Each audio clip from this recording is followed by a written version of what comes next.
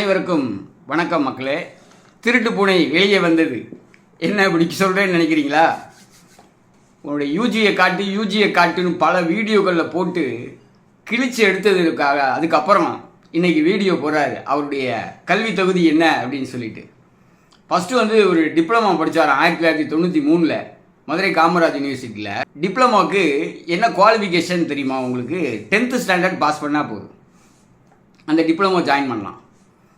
அதுக்கப்புறம் அந்த டிப்ளமோ என்ன பண்ணாங்கன்னா பிஜி டிப்ளமோன்னு ஆரம்பித்தாங்க, அதை வச்சாங்க.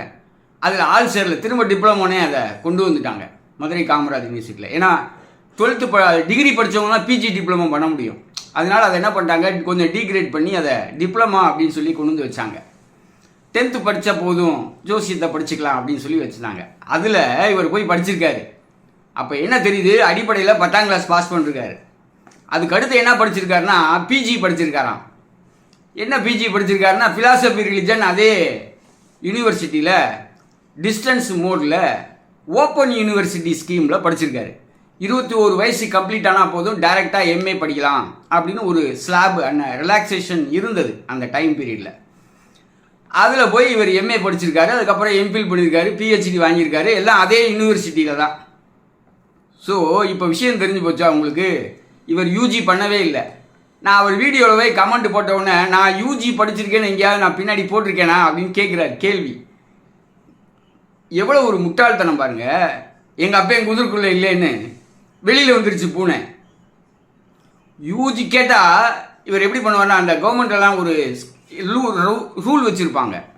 என்ன ரூல் அப்படின்னு சொன்னால், ஒரு செலெக்ஷன் ப்ரொசீஜரில் சூட்டபிலிட்டி கம் சீனியாரிட்டி அப்படின்னு சொல்லுவாங்க. Suitability come seniority. அவங்க ஆள் எடுத்துருவாங்க. ஏன் எடுத்தீங்கன்னு அவங்க கோர்ட்டுக்கு அப்பீல் போனாங்கன்னா ஒன்று சூட்டபிலிட்டியை சொல்லி தப்பிச்சுக்குவாங்க, இல்லை சீனியாரிட்டியை சொல்லி தப்பிச்சுக்குவாங்க. அதே மாதிரி இவர் நான் படிச்சிருக்கேன், நான் பிஹெச்டி அப்படின்னு சொல்கிறாரு. இவர் பிஹெச்டி குப்பை பிஹெச்டி. அதை பற்றி டீட்டெயிலாக நான் போட்டுட்டேன், இது எல்லாருக்குமே தெரியும். அடிப்படை ஜோதிடத்தை கொண்டு வந்து பிஹெச்டி தீசிஸில் எழுதுறாரு. யாராவது செய்வான் அந்த வேலையை? அடிப்படை ஜோதிடத்தை பிஹெச்டி தீசிஸில் கொண்டு ஒரு சாப்டராக வச்சுருக்காருன்னா அது எந்த லட்சணத்தில் இருக்கிற பிஹெச்டி நீங்களே புரிஞ்சுக்கோங்க. அப்படி படிச்சுட்டு என்ன படித்தேன்னு கேட்டால் நான் பிஹெச்டி படிச்சிருக்கேன், நான் பேராசிரியர்னுவார். சரியா? யூஜி எங்கே அப்படின்னு கேட்டால் எனக்கு படிப்பே தேவையில்லை, எனக்கு அனுபவமே போதும் அப்படின்னு சொல்லி ஜம்ப் பண்ணுவார்.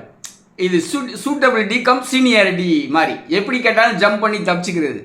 ஆக இன்றைக்கு எப்படி என்னுடைய புத்திசாலித்தனம் பாருங்க. அவர் என்னுடைய சப்மிஷனை கேட்டு என் பிஹெச்டி என்னாச்சுன்னு கேட்குறாராம். நான் பிஹெச்டி வேண்டானே விட்டு 12 வருஷம் ஆச்சு. அன்னைக்கே அதை பிரச்சனையில் போய் சிக்கி பிரச்சனையாக்கி அதை விட்டு வந்துட்டேன் நான். அதை முடிஞ்சு போச்சு கதை. அதை பற்றி எங்களுக்கு எங்கள் பிஹெச்டியை பற்றி நீங்கள் கவலைப்பட வேணாம். உங்கள் தகுதியே யூஜி இல்லாத ஒரு பேராசிரியர். தமிழக மக்களே, எங்கேயாவது நீங்கள் கேள்விப்பட்டதுண்டா ஒரு துறையினுடைய துறை தலைவராக, அவரே பேராசிரியராக, அவரே கண்ட்ரோலர் ஆஃப் எக்ஸாமினேஷனா, அவரே ஒன்மேன் ஷோ பண்ணுவாராம். ஆனால் அவர்கிட்ட யூஜியே இருக்காதான். ஆனால் என்னங்கடா கதை விடுறீங்க? யார் இழிச்சவாயன், யார் ஏமாளி? தமிழ்நாட்டில் என்னைக்காவது ஒரு நாள் உண்மை வெளிவந்தே தீரும். இன்னைக்கு வந்துருச்சு அந்த உண்மை.